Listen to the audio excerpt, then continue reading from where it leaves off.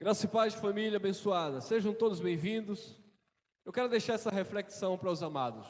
Filhos da Livres, este é o tema. Olha lá, Gálatas capítulo 4, versículo 4, diz assim: Mas, quando chegou a plenitude do tempo, Deus enviou seu filho nascido de mulher, nascido sob a lei. 5. Para resgatar os que estavam debaixo da lei, a fim de que recebêssemos a adoção de filhos. Então, queridos, observe que Jesus se manifestou justamente para resgatar aquele povo que estava debaixo da lei. Esse foi o propósito de Jesus. Este foi o ofício de Jesus. Este foi o ministério do Messias. Ele veio justamente para resgatar aquele povo que estava debaixo da lei. Então, queridos, houve de fato e definitivamente um resgate. Ele resgatou aquele povo. Muitas pessoas nos dias de hoje dizem assim: Jesus me resgatou da maldição. Mas que maldição? Qual o conceito de maldição que você tem na sua mente? Porque Paulo, falando aos Coríntios, lá no capítulo 3 da segunda carta, Paulo disse que o ministério de Moisés era um ministério de condenação e morte. Paulo falava também aos Colossenses que aquele povo que estava debaixo da lei, eles estavam debaixo do império das trevas. Então Jesus se manifestou, e o versículo 4 diz: Mas quando chegou a plenitude do tempo, Deus enviou o seu filho, nascido de mulher, nascido sob a lei. Ele nasceu dentro do pacto da lei, tá bom? Então muitas pessoas, quando leem Mateus, Marcos, Lucas e João, eles dizem que ali é Novo Testamento. Não, abençoado, ali Jesus estava cumprindo a lei, porque ele nasceu sob a lei. Jesus não nasceu sob a graça, Jesus nasceu sob a lei. Então ele estava no cumprimento da lei. Com qual finalidade, qual objetivo? Para resgatar os que estavam debaixo da lei. Então eu não posso dizer que Jesus veio me resgatar, porque eu nunca estive debaixo da lei. Nós já nascemos debaixo da graça. Paulo, falando aos Romanos 6,14, ele diz: o pecado não terá domínio sobre vós, porque vocês não estão debaixo da lei, vocês estão debaixo da graça. Então, só houve um resgate em Cristo para aqueles que estavam debaixo da lei. Nós que estamos debaixo da graça, não há resgate nas nossas vidas, não no sentido de maldição, não no sentido de pecado. O resgate que houve na nossa vida, e eu posso parafrasear e trazer como uma mensagem atualizada, o resgate que houve hoje para a nossa vida foi um resgate na nossa mente. A nossa mente estava corrompida pelo sistema religioso, a nossa mente estava presa nas obras da lei, a nossa mente estava escravizada nos rudimentos do judaísmo, a nossa mente estava voltada para os montes, a nossa mente estava presa na questão do jejum, a nossa mente estava na prática dos dízimos, dos sacrifícios, dos altares, dos cargos. A nossa mente estava presa nesse sistema religioso. Aí sim, a graça de Deus chegou na nossa vida, iluminou os nossos olhos e nos resgatou desse sistema usurpador e enganador. Mas você não foi resgatado da maldição, você não foi resgatado do pecado, você não foi resgatado da lei, porque o conceito de maldição e de pecado era para quem estava debaixo da lei. E aí ele se manifestou para resgatar os que estavam debaixo da lei, a fim de que recebêssemos a adoção de filhos. Isso aqui é bem interessante, amados. A fim de que recebêssemos a adoção de filhos. Isso significa que quem estava debaixo da lei não estava na qualidade de, mas sim de escravo, de servos. ainda que no espírito eles fossem filhos de Deus. Mas eles estavam vivendo dentro de uma condição de escravo. É por isso que Jesus falou lá no livro histórico de João, no capítulo 15, ele disse: eu não chamo mais vocês de escravo, agora eu tenho chamado vocês de amigos, porque tudo que eu ouvi do meu Pai, eu vos tenho feito conhecer. Por quê? Porque o escravo, ele não sabe o que faz o seu senhor.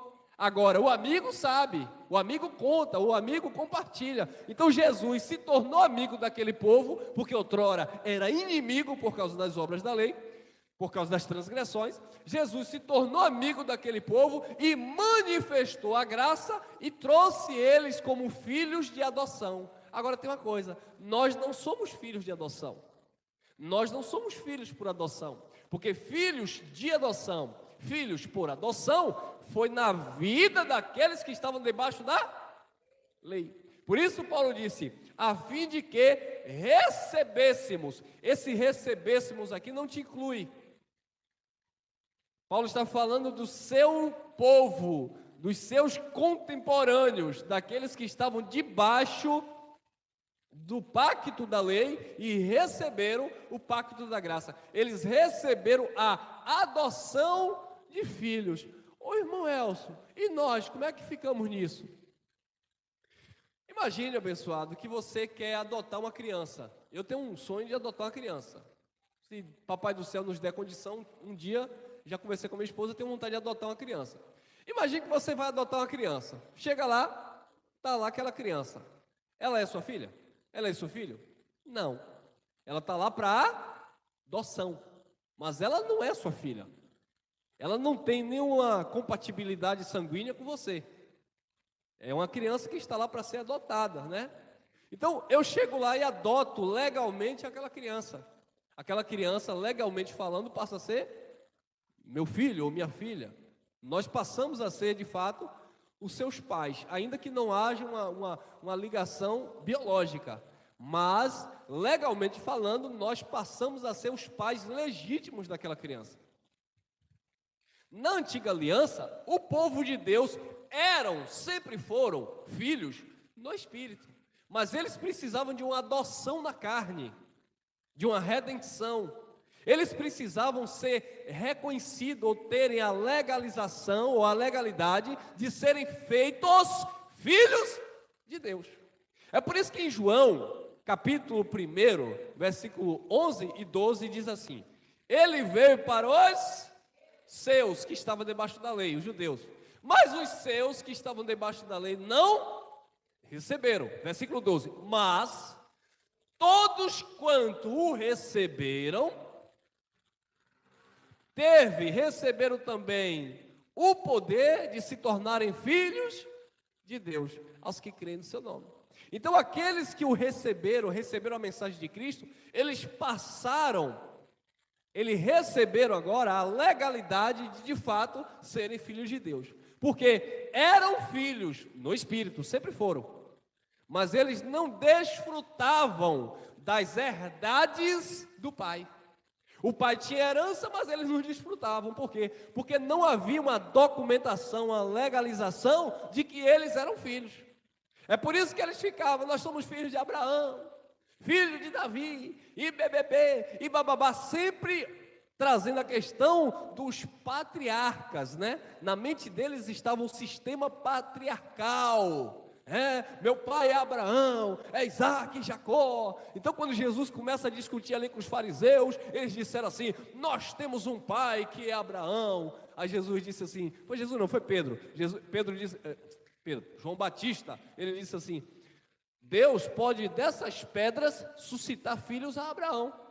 Claro que falando ali de um povo que não tinha compromisso com Deus, que Deus poderia levantar filhos a Abraão, ou seja, Jesus poderia adotá-los como filhos, né? Então aquele povo tinha essa história, né, patriarcal na mente. Eles não se viam definitivamente como filhos de Deus. Tanto é que quando Jesus se declara filho de Deus, o que é que os fariseus dizem? Você está possuído por Belzebu. Quem te usa é o príncipe dos demônios. Porque você, sendo homem pecador, está dizendo ser filho de Deus, se igualando a Deus. Porque no antigo pacto, se dizer filho de Deus era estar se igualando a Deus. Aí Jesus disse, mas na lei de vocês está escrito, vós sois deuses. Eu disse, vós sois deuses, filho do Altíssimo. Mas eles não entendiam essa questão de ser filho, porque ser filho teriam que receber a adoção por meio de Jesus. Então Jesus se manifestou para adotar aquele povo. E nós? Nós já nascemos no pacto, onde nascemos totalmente como filhos de Deus.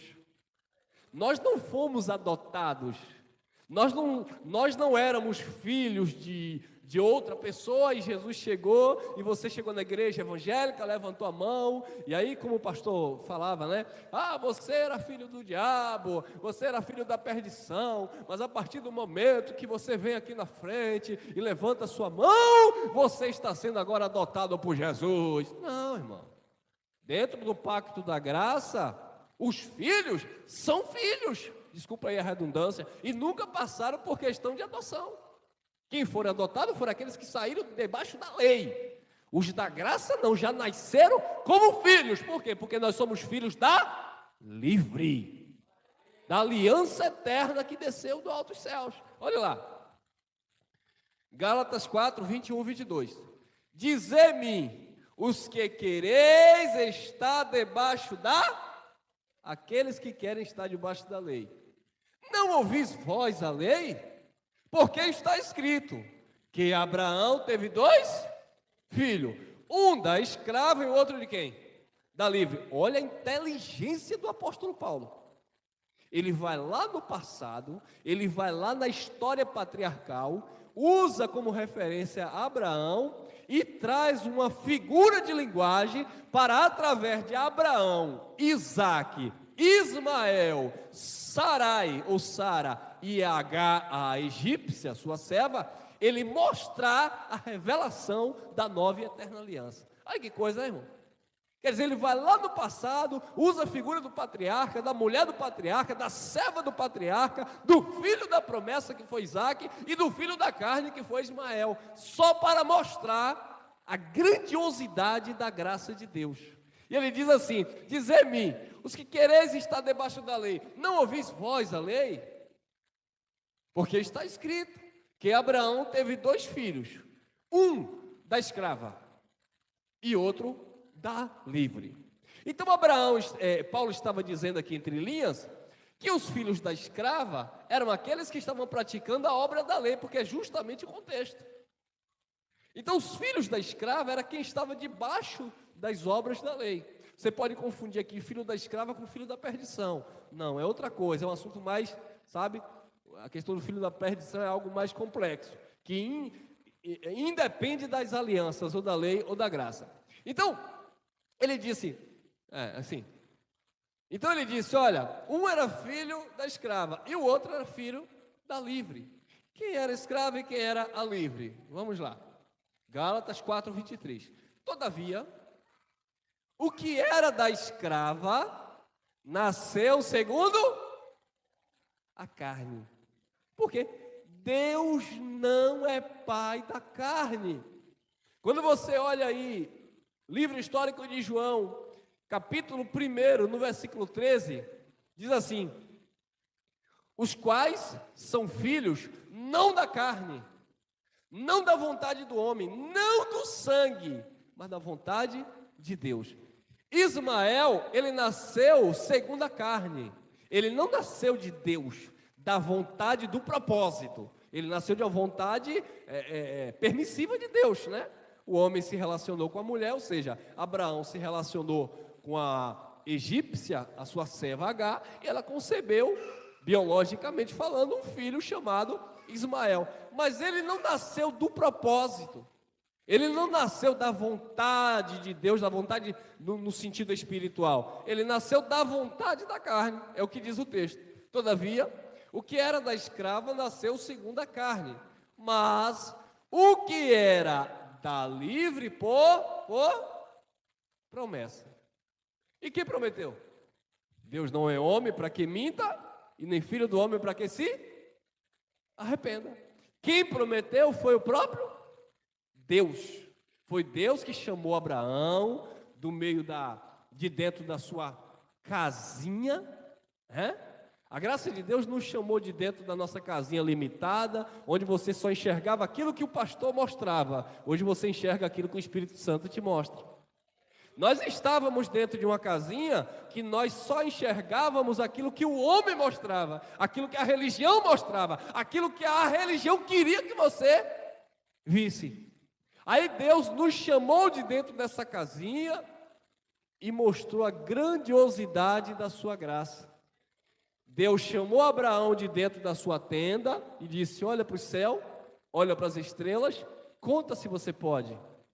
Assim será a tua descendência, a descendência dos filhos da promessa com Isaac. Porque ele tinha feito uma promessa. E Paulo disse aos Romanos, lá no capítulo 4, que Abraão, mesmo sendo velho, ele não duvidou por incredulidade, mas ele foi fortificado na fé, dando glória a Deus. E por que Abraão foi fortificado na fé, dando glória a Deus? Porque Abraão, ele não viveu no tempo da lei, a lei veio depois com Moisés. Abraão viveu fragmentos da graça. Então Abraão já estava entendendo que para viver Deus, para seguir o eterno, para se submeter a ele, teria que ser por fé naquilo que ele falava, e não pelas suas obras. Não, porque eu vou fazer, porque eu vou desafiar Deus, porque eu vou sacrificar. Não. Então Abraão já entendia que era por meio da fé que ele iria agradar a Deus. Então, aquele que nasceu segundo a carne, ele era filho da escrava. Mas o que nasceu segundo a livre, ele era por promessa. Olha lá, todavia, o que era da escrava nasceu segundo a carne, mas o que era da livre, por promessa. O que é da religião, meu irmão? É tudo segundo a carne. O que é da religião? É tudo segundo a carne. Vai buscar Deus no monte, é carne. Dá dízimo em dinheiro, é carne. Jejum, é carne. Óleo na cabeça, é carne. Era o pacto de Moisés, é carne. Guarda sábado, é carne. Não comer carne de porco, é carne. Tudo era carne, irmão, porque estava dentro do pacto da lei. E buscar Deus no templo, como se lá fosse o lugar que Deus habitasse, é carne, porque nós entendemos que no pacto do Espírito Ele habita em nós e se manifesta em nós, amém? Olha aí, Gálatas 4, 24. O que se entende por alegoria, Paulo está usando aqui uma alegoria, uma figura de linguagem, tá? Eu não posso pegar isso aí e ler literalmente. Isso é uma alegoria. Então vamos entender essa alegoria de Paulo. O que se entende por alegoria, ou como Jesus usava, né? Parábolas, etc, etc. O que se entende por alegoria? Porque estas são as duas. Como assim, Paulo? Duas alianças? Mas você estava falando de Agar e de Sara? Você estava falando de Abraão, de Ismael, Isaac? É. Só que aquilo lá na lei era o quê? Sombra. Hebreus 10 diz que lá era sombra, era alegórico. O que se entende por alegoria? Porque estas são as duas alianças, os dois pactos, os dois concertos, né? Uma aliança do Monte Sinai, gerando filho para servidão, ou seja, escravidão, que era quem? Agar. Então observe, abençoado, que aqueles que viviam debaixo do pacto da lei, porque o contexto está falando da lei, eles só geravam filhos para servidão, para escravidão. É por isso que Jesus disse: vinde a mim, vós que estáis cansado, oprimido e sobrecarregado, que eu vos aliviarei. Aprendei de mim, que sou manso e humilde de coração, e vocês vão achar descanso para as vossas almas. Mas aquele povo não tinha descanso, porque aquele povo estava debaixo de servidão, escravidão. Aí os sabidos, os líderes religiosos da época, não queriam mover o jugo nem com o dedo, mas eles colocavam fardo pesado sobre quem? Sobre os escravos, irmão. Eu quero ver agora um líder religioso colocar fardo pesado sobre vocês. Colocar fardo pesado sobre vocês que me acompanham aqui. Não coloca. Não coloque, irmão. E se estiver colocando, é porque ainda eles não despertaram, porque a partir do momento que os olhos forem iluminados, eles não vão mais se sujeitar a jugo de servidão, jugo de escravidão.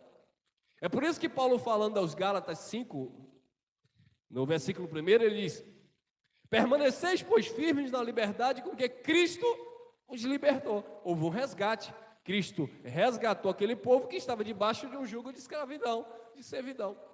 Então permaneça firme na liberdade com que Cristo vos resgatou, e não vos torneis a colocar de novo debaixo de um jugo de servidão ou escravidão. Porque quem está debaixo de um jugo de servidão e escravidão não está como filho da promessa, filho da livre, está como filho da escrava, ou seja, são carnais.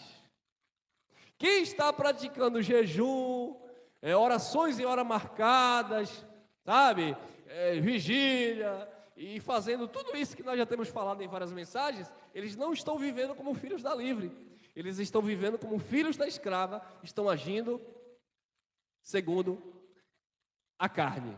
Então ele disse: olha, o que se entende por alegoria, que estas são as duas alianças, uma do monte Sinai gerando filhos para a servidão, ou seja, a lei, que é Agar. Ele usa como uma figura de linguagem. Ismael, filho de Agar, ainda que fosse filho de Abraão na carne, mas não era filho de Deus por promessa. Então, estava debaixo de escravidão. Gálatas 5:25, Gálatas 4:25. Ora, esta Agar é o quê? É Sinai, o monte da Arábia, que corresponde a Jerusalém, que agora existe, pois é escrava com seus... Isso aqui tem muita coisa, é muita revelação isso aqui, irmão. Ó.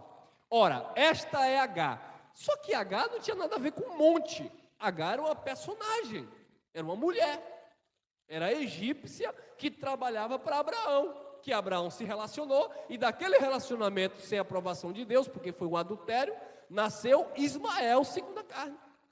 Só que Paulo está usando como uma figura de linguagem, porque lá na lei tudo era sombra. Quando o povo dizia, caminhando eu vou para Canaã, era a terra prometida do descanso. A terra prometida da igreja, do povo de Deus, era a graça. Não tem nada de terra prometida ou céu de rua de ouro e de cristal. Era a graça. Então naquele tempo era literal, hoje é espiritual. Nosso descanso não é sabático, um dia de 24 horas. Nosso descanso é eterno, porque é na nossa mente em Cristo, no Criador. Ora, esta Agar é Sinai, o monte da Arábia, que corresponde a Jerusalém, que agora existe, vírgula. Agora quando? Agora hoje? Não. Essa Jerusalém que agora, Paulo falou lá na igreja na Galácia, existe, pois é escrava com seus filhos. Esta Jerusalém que agora existe, ela foi destruída no ano 70 da era cristã. Então, o pastor lê essa palavra hoje, e ele diz assim, irmão, esta Jerusalém que agora existe,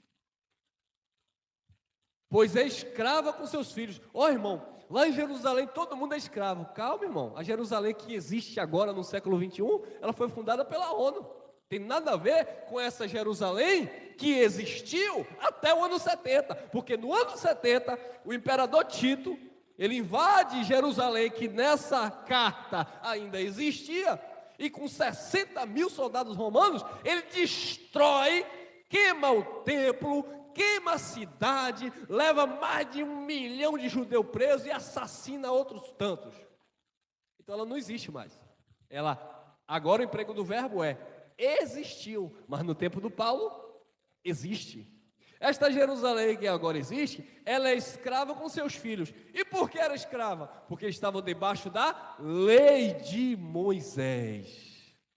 Mas irmão, aqui já é Novo Testamento. Mas a mente daquele povo estava ainda na lei de Moisés. E por estar na lei de Moisés, eles continuavam sendo escravos. Eles não eram livres, porque eles estavam vivendo o pacto do Monte Sinai, que era um pacto lá do monte na Arábia, ou seja, era tudo ali religiosamente falando e vivendo segundo a carne, aquele pacto. Mas esta corresponde a Jerusalém, que agora existe, pois é escrava com seus filhos. Jerusalém era escrava com seus filhos. Por isso que Jesus falou, no livro de Mateus, ele disse: Jerusalém, Jerusalém, vocês me rejeitaram. Quanto tempo eu quis pegar vocês, como uma galinha pega os seus pintinhos e guarda debaixo das suas asas? Vocês mataram os profetas, vocês mataram aquele que foram enviado a vocês, e eu estou aqui querendo guardar vocês, querendo cuidar de vocês, mas vocês não querem. Por quê? Porque Jerusalém, que existia na escrita de Paulo, era escrava com seus filhos. E hoje, Jerusalém atual, ela é escrava? Não. Ela não é escrava porque a lei não vigora mais. Elas também, ou eles também, são filhos da livre. Mas assim como eu e você, que nós não sabíamos da nossa posição em Deus, muitos deles, embora sejam filhos de Deus, e hoje não são mais filhos por adoção, porque já nasceram debaixo do pacto da graça, já nasceram como filhos, legalmente falando, mas eles não desfrutam da herança do Pai. Porque, embora eles sejam livres como filhos da promessa, a sua mente ainda está escravizada. Embora você vá, nesta manhã, neste dia, não sei a hora que você vai acompanhar aqui, ver muitos filhos de Deus se reunindo, cantando e louvando, eles são filhos, mas a mente ainda está escravizada, porque a mente deles ainda estão voltada para os atributos que eram praticados, para as liturgias que eram praticadas, para as indulgências que eram praticadas dentro do sistema judaico, nas quais todos eles eram filhos da escrava. Gálatas 4:26. Mas a Jerusalém que é de cima, então não tem nada a ver com algo ali físico. Mas a Jerusalém que é de cima é o quê? Livre, a qual é mãe de todos nós. Tem gente que diz que a graça acabou. Querido, graça é a Jerusalém que vem de cima e é mãe de todos nós. Agora corta para mim aqui. Todos nós não é universalismo. O que é universalismo, irmão? Todo mundo que existe na face da terra é filho de Deus. Nada, não. Todos nós ali é judeu e gentil.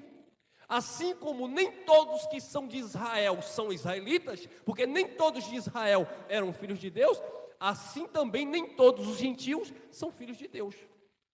Mas a aliança eterna, a Jerusalém que é de cima, é livre, a qual é mãe de todos nós, ou seja, tanto judeu como gentil. Porque agora, depois que essa Jerusalém desceu de cima, e a Jerusalém que desceu de cima, não é uma cidade que vai descer cheia de rua de ouro e BBB, não, irmão.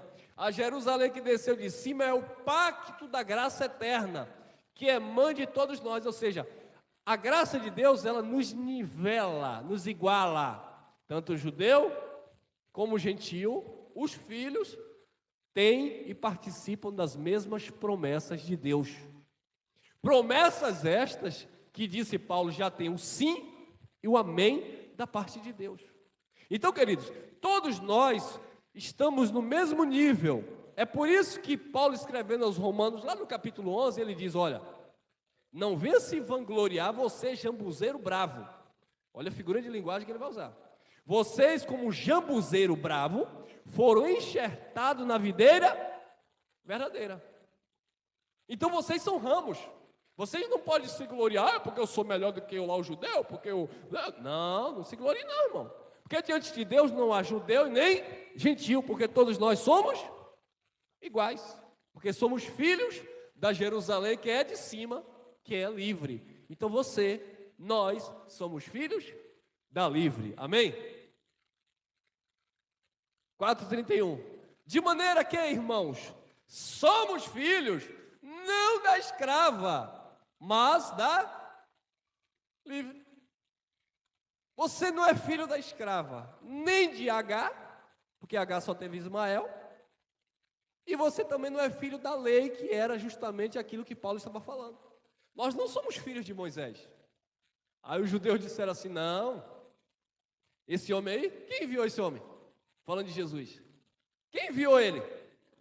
Nós sabemos que Deus falou com Moisés, filhos da escrava. Nós ouvimos Moisés, ele não. Aí o jovem que era cego enxergou, assim como nós que estávamos cegos no sistema, porque estávamos vivendo como filhos da escrava. Deus abriu os nossos olhos e mostrou que nós somos filhos da livre. Aí o jovem olhou e disse: olha, se ele é pecador, não sei. Uma coisa eu sei, eu era cego e agora vejo. Aí ele, não, é sempre assim, né? O sistema religioso quebra o pau da barraca quando você se declara livre em Cristo. Não, que negócio é esse, irmão? Você quer dizer que você não pode vir aqui no altar? Não, irmão. Não, irmão, aqui é o altar de Deus, você vai vir aqui sacrificar. Não, irmão, eu não sou filho da escrava, eu sou filho da livre. Não, irmão, mas você tem que ir no monte buscar presença, aleluia. Não, irmão, eu sou filho da livre, ele já habita em mim. Não, mas você quer dizer que você não vai receber a mão profética na sua cabeça, porque eu quero te abençoar neste lugar. Não, irmão, eu já sou abençoado com todas as sortes de bênçãos, eu sou filho da livre, irmão.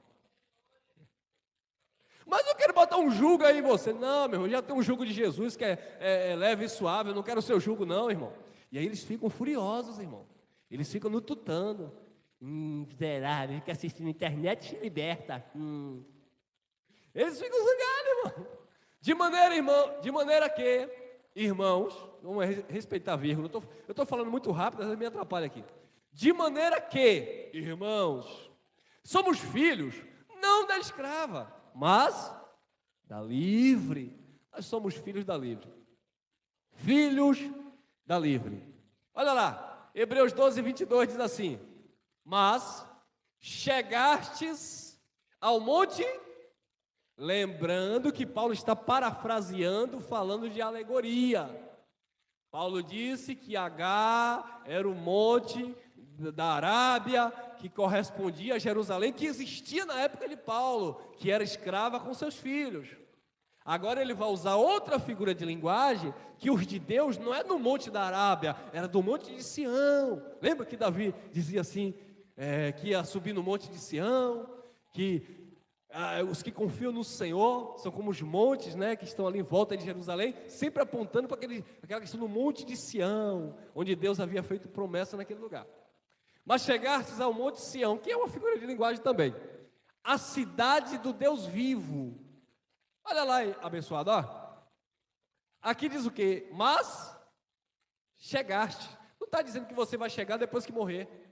Não, irmão, porque depois que eu partir daqui, eu vou chegar no monte de Sião. Eu vou para a cidade do Deus vivo, aleluia. É isso? Tem gente que pensa assim: quando eu morrer, eu vou para a cidade do Deus? Não, irmão, você já está na cidade do Deus vivo. Porque a cidade do Deus vivo é a aliança que desceu do alto, que é mãe de todas nós, amém? Mas chegastes ao monte Sião, a cidade do Deus vivo, a Jerusalém. Queridos, nós já estamos na Jerusalém celestial. Você não vai para Jerusalém celestial, você já está na Jerusalém celestial, porque a Jerusalém celestial é a cidade do Deus vivo que desceu de cima, que é mãe de todos nós. Mas quanto tempo nós fomos enganados? Quando eu morrer daqui, eu quero ir para o céu, porque eu vou para a cidade celestial. Não, irmão. Cidade celestial é um conceito, é uma aliança. Nós já estamos nela. Nós já vivemos nela. Agora, quem não vive nela, não desfruta dela. Na cidade santa, na cidade celestial, onde João, falando por meio de figura de linguagem, ele disse que lá, nessa cidade, não haveria dor, não haveria choro, né? E que nessa cidade haveria ruas de ouro e de cristais, né? E havia um rio limpo. Quem é o rio limpo? Jesus, que é a fonte das águas, irmão. Você já está nessa cidade. Porque tudo é simbologia, é figura de linguagem. Não tem nada a ver de você andar sobre as pedras aforreadas, senão vão dizer que você é o capeta lá de Ezequiel 28. Que não tem nada a ver também uma coisa com a outra. Então, queridos, nós já estamos na cidade santa, na cidade celestial, porque é a aliança. Como assim, irmão? Mas eu estou comendo ainda cuscuz com ovo, eu ainda estou pagando conta, eu sinto dores. Como é que eu estou nessa cidade santa? Meu irmão, você é filho da livre. da aliança que desceu do alto. Você é espiritual, tem que comparar coisas espirituais com as espirituais. E por que você acreditava antigamente que um demônio entrava na vida da pessoa e fazia isso e aquilo? Aí nessas coisas que não existem, você acredita. Agora, no que existe, biblicamente falando, as pessoas têm dificuldade de entender. Mas chegaste ao Monte Sião, a cidade do Deus vivo, a Jerusalém celestial e aos muitos milhares de anjos. Jesus disse lá no céu, todos vocês serão como anjos. E os céus e a terra, eles já se uniram ao Senhor. Paulo falando aos Efésios que todas as coisas já convergiram, já congregaram ao Senhor. Tanto as que estão nos céus, como a que estão na... É por isso que hoje não existe anjo espiritual ministrando na sua vida. Porque diante de Deus você já é um anjo revestido de carne. Quem está entendendo o manto? Diante de Deus nós somos anjos revestidos de carne. Quando essa carne cair, tombar, aí você vai para a eternidade, como Jesus disse, viver como anjos. Porque vocês são como anjos. E lá na eternidade não existe desejo de casar e nem dar-se em casamento. É por isso que nós batemos seguro contra alguns irmãos da graça que diz que na eternidade você vai lembrar da vovó e do vovô, porque a salvação da alma é no céu. E não pode, você não vai levar a lembrança da terra para o céu, irmão. Lá não vai ter sentimentos humanos carnais. Lá vai ter uma conservação espiritual, que é a tua origem, de onde você veio e para onde você retorna quando deixar esse tabernáculo humano, amém? E aos muitos milhares de anjos, são milhares, né? Lembra da promessa que ele fez a Abraão? Conte aí, vá, conta. Assim será a tua descendência, milhares de anjos, filhos de Abraão, por promessa. Não foi carnal, não foi que Abraão se relacionou e teve 2 bilhões de filhos, não é isso. Abraão não era Gengis Khan, não, que deixou aí uma semente aí na terra, não, literalmente falando. Aí os crentes dizem assim, vamos ter uns 10 filhos, porque a palavra diz crescer e multiplicar. Calma aí, irmão, você está muito na carne. Olha lá, Hebreus 12, 23. A universal. Oi, irmão? Então eu vou para lá, irmão. Vai!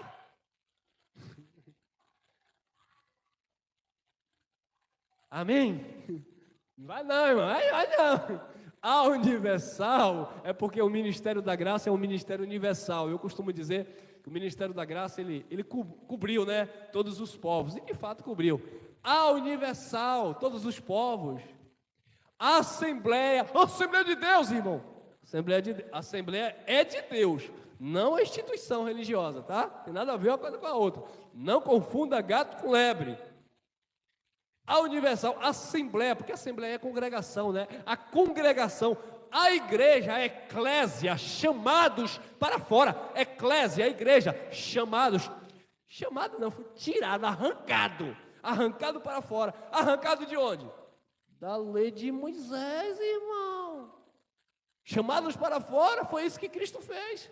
Colossenses 1, 13, Paulo disse, Ele nos tirou do império das trevas e nos transportou para o reino do seu Filho amado. Chamado, eclésia, igreja, chamados para fora. Essa é a universal assembleia, congregação, união de povos, igreja, dos primogênitos que estão escritos aonde?